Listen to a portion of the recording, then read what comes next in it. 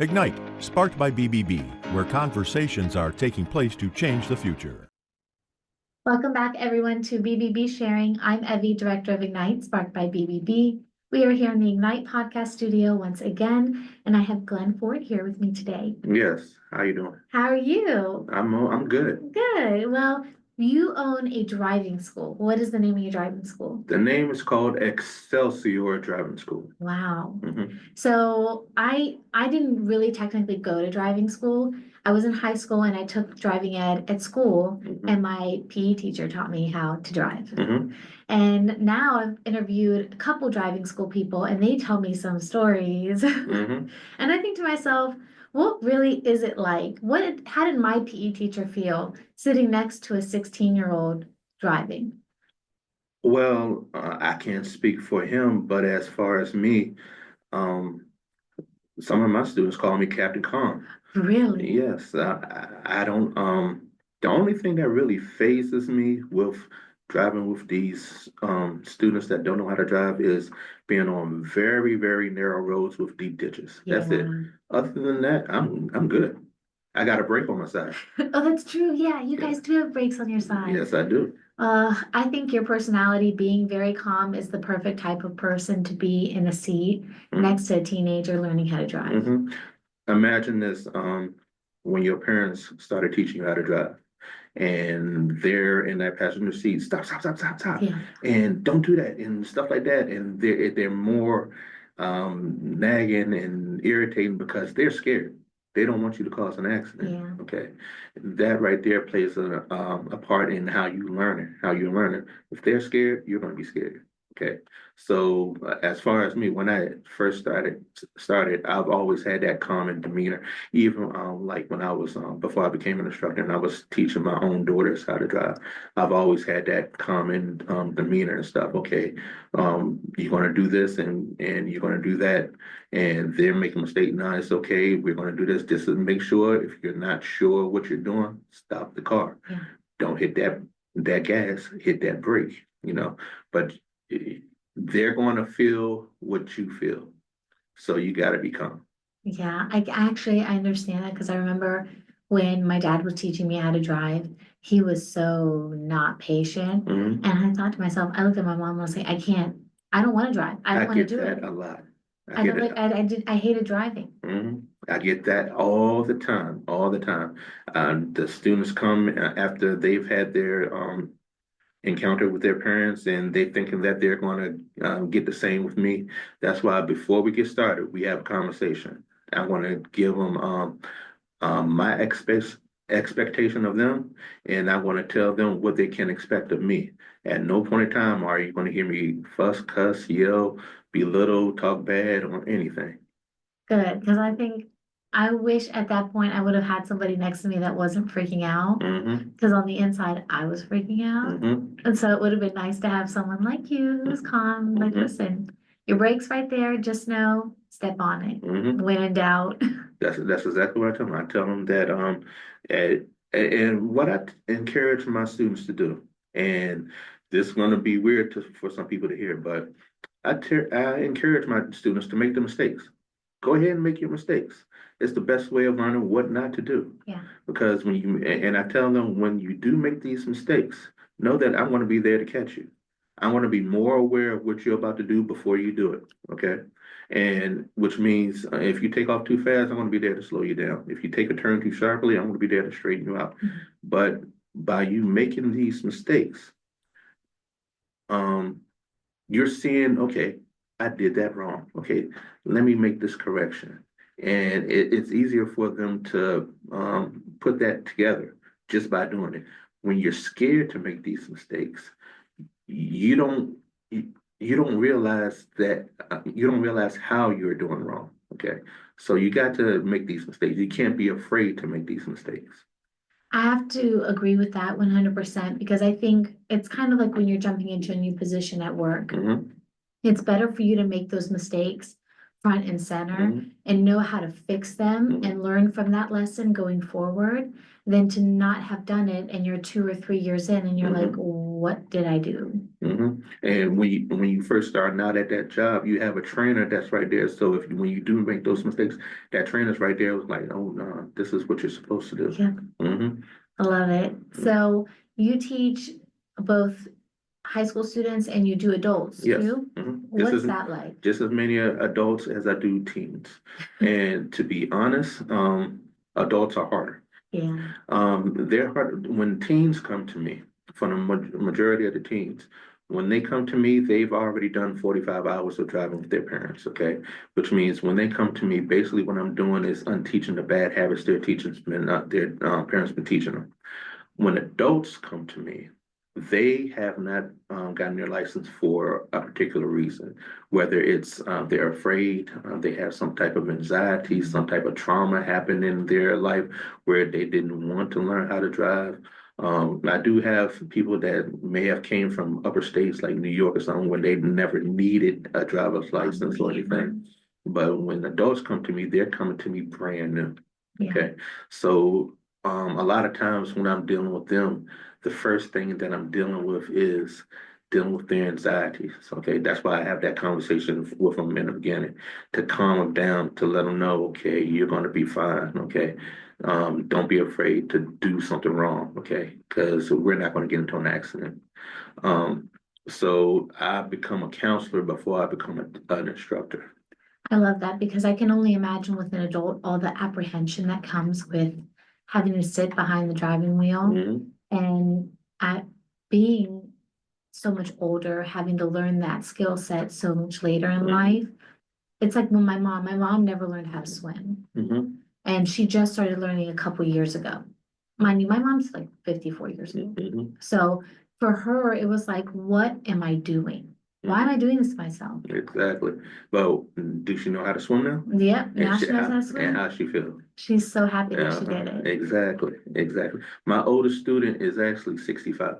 Really? Yes. And let me see, I think 2 months ago, my second oldest, I think she is 62. Yeah. Wow. Yep. Young lady from Jamaica, 62 years old, and Wow. she just never got her license here. Hmm. Well, good for her. Hmm. What are some services that you provide besides teaching people how to drive? I do private lessons, so some people may have gotten their license some way or somehow, and I'm thinking the same thing sometimes. yeah, and they've realized, hey, I shouldn't have gotten this without actually learning how to drive. Or you have people that get their license and don't drive, and Ever? they get their license, but they don't drive. Then a few years later, they want to start driving again, so they want like lessons to remember how to drive. Um, I do senior evaluations, so Oh, you might have older loved one who wants to continue to drive, and you're not sure if they're still able to. Okay, so I would come in and assess their abilities to handle a motor vehicle. oh wow. Yes, and I give them and after it's all done, we sit around with the family and we talk about it. Okay, sometimes the people aren't able to continue to drive in my assessments. Sometimes it may be okay if they want to go to the store and back, but no further, something like that. Um, That's got to be hard conversations to have yes, sometimes. yes. Yeah. But it's better for them to get that evaluation from me than from their loved ones. They're not with their loved ones, they're going to be fussing and, cussing and stuff. Yep. When they get it from me, they're getting it from a professional opinion. Okay. I also do defensive driving courses online. So when people get like tickets, DUIs and stuff like that, and it's court ordered, yeah, I can provide that for them. Awesome. The when people fail their learner's permit test 3 times, they have to do an 8-hour course. So I provide that also. Wow. Hmm. See, I'm not gonna lie. Hmm. First 2 times I took it, Hmm. failed it. Hmm. Third time I went in sweating and I was like, can't fail this one. Uh-huh. I gotta pass this one. Otherwise I gotta go all the way through the process again. I don't want to do Exactly. that. Exactly. my daughter, my youngest, she's actually going through the process of getting her license now. She be eligible on the 17th, as a matter of fact. And she took it twice. She took the learner's permit twice and failed it twice, and the third time she aced it. Oh yeah. Yeah. Third time's a charm. Third time's a charm. It's almost like you got to make the mistakes, like you said before. Mhm. First two times, and the third time, you're like, I got this. And I'm a big believer of God will get you what you need when you need it. Yeah. Yeah. So she just wasn't ready at the time, but the third time she was ready. I have to agree. When I was learning how to get my driver's license, I actually waited. I was taking the classes at 16, and then I waited to get my license until I was like 18, Mhm. because the time I was taking the classes, a classmate of mine from elementary school I had learned died in a car accident. Mhm. And I got really scared Mhm. because my dad was telling me all the time growing up, he's like, it's not you I'm worried about Mhm. because I know you're careful. He said, it's other people I'm worried about. Yes. In my mind, I'm like, okay, well, I can control what I do in my car, but I can't control what happens outside of that. Mhm. What advice do you have for any 16-year-olds that have that same fear? What advice do you have for them to help them maybe overcome it? Um, I actually have, you said that one of your friends passed away in an accident. Um, one of the major reasons why I teach the way I teach, the way I am so passionate, as far as teaching my students the right way to drive is, I also lost a cousin in an accident. Okay. Yes. He was on his way home, going back to school, and he actually um, he fell asleep behind the wheel. He was not, he didn't have on a seatbelt, and he was ejected from the car, and we lost him. Um, just about every one of my students hear his story. They hear his story because I believe that and it actually happened, if they can take his story away and think about it, and when they're in that situation, I tell them, if you're sleepy, the only cure for getting some sleep is to get is to go to bed and go to sleep. It's not water, it's not Red Bull, it's not coffee, it's not the wind blowing in your face, it's not loud music, it's not your friends. You got to get some sleep. So if you're sleepy, pull over, call your parents, and tell them where you are, and you can even call the non-emergency number to 911 and let them know where you are so they can have a police presence in your area. Watch out for you.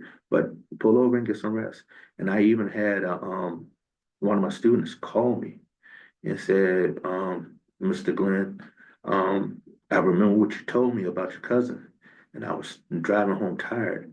And I pulled over and I called my parents. And she said that her dad stayed on FaceTime with her and just put his on mute while she took a nap. And after 30 minutes, she woke up feeling a lot more refreshed and she was able to continue. And she said, I think that saved my life. Yeah. Yeah. So back to your question though, as far as people dealing with trauma, you got to remember that you've gotten through it. Okay, you've gotten through that trauma, and you got to find a way to heal. I mean, you're on the side, you're on the other side, but you got to teach yourself that you got to continue to live, and you got to heal from it. So, which means you got to find some way to continue to move forward, getting driving lessons and learning how to control the vehicle and conquering your fears is a big way to do that. Okay, it's part of the healing process, and I get it. I do have a lot of students that is going through it. One of my students, she was in a car with her mom and ended up hitting two cars. Yeah, and totaling a mailbox and stuff. Mhm. And for a while she was scared to drive too. Yeah, she was scared to drive too. Just young lady's 18. And after, her lessons with me and everything, she got her confidence back. She's excited to being able to drive to school and back and stuff like that as she go to college and everything. So but you got to go through that healing process of actually doing. You do have to face your fears. Mm-hmm. I think for me, when I turned 18, my dad was like, okay, you got to do this Mm-hmm. because it's a survival skill. It's a skill that you need to function in your day to day. You can't not drive. You can't rely on me and your mom to take you everywhere all the time. And you're an adult now. Mm-hmm. And we live in Harrisonburg, Virginia. Mm-hmm. So transportation's not that great there. Mm-hmm. Harrisonburg, yes. Yeah, so learning to drive was really, really important for me and my parents. And so I finally overcame that fear. It was at 16 when it just became so real to me. Mm-hmm. It's that initial excitement. And then when something like that happens, it just becomes real. And you're like, I'm dealing with a piece of machinery Mm-hmm. that is way, way heavier than me and something that I have to be responsible and control. Mm-hmm. Yeah. So very good advice. I'm so sorry that happened to your cousin, but I think it's a great way to sit down and really bring that reality forward Mm-hmm. to 16-year-olds that are so excited about something so serious. Yes, and that's the thing. They have to take it serious. Yeah. Parents need to do their job in making sure that they realize just what they're about to get into. Okay. Um, I see it every day. As I'm picking people, young kids up from schools and stuff, and you have the other kids around driving their cars and they're zooming around and stuff like that. They don't realize um, what they're doing. They don't realize the danger that they're putting themselves in and other people. Yeah. And I had that conversation with them while they're in my car.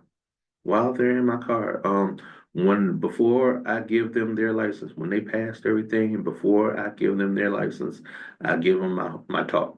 Okay, it's what I give all my students. I give them my talk and let them know the responsibility that's they're about to get, and the realization of it's not just them that they have to worry about. It's just not the people in the car.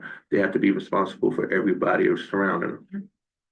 That's what my dad always said. He's like, you need to look in your rearview mirror. Need to look in your side mirrors Mhm. constantly. It's Mhm. not just when you're backing up, Mhm. not just when need to see if you can switch lanes. You need to constantly be aware of your surroundings and what's going on. Lesson number two. So I divide my lessons into different sections. Lesson number two is all about you being aware of what's going on around you. Okay, you want to train your eyes to be in constant motion, never staring at one fixed point. Check your mirrors every 8 to 10 seconds. Check your speedometer every 8 to 10 seconds, and have your eyes in constant motion, never staring. The default is to always check your position in your lane. But you want to be able to look at landmarks, look at each sign and see if it correlates to what you need to do. Mhm. Look at the sky, see how beautiful the sky is. You know, get your eyes moving around, okay? Never staring at one fixed point. That's some good advice. Mhm. So how can people reach you? So they can reach me by calling me personally at 804-365-2508. They can reach me by email at excelsiordrivingrva@gmail.com. They can reach me through my website at excelsiordrivingschoolrva.com. Awesome. And Excelsior, you spell it EXEL. EXCEL That's right. SIOR. Perfect. So Awesome. Excelsior means a higher form of, okay? Awesome. Do you know who Stan Lee is? Stanley. The Godfather of comic books? Oh my gosh. Yes. Yes. Excelsior was his favorite word. Really? I'm a big Stan Lee fan, a big Spider-Man fan and stuff like that. Oh. So, like in his early cartoons, he'll start off by saying Excelsior, friends, and yeah. So yeah. That's really cool, actually. Yeah, yeah. That's really like cool. that. Okay, that's a cool name. So everyone that is watching on YouTube, please make sure to subscribe at BBB Central VA. Make sure to comment down below, like the video, and share it out. And if you are listening on Spotify, please give us a follow at BBB Sharing and share the audio out. Thank you. Thank you. Ignite, sparked by BBB, where conversations are taking place to change the future.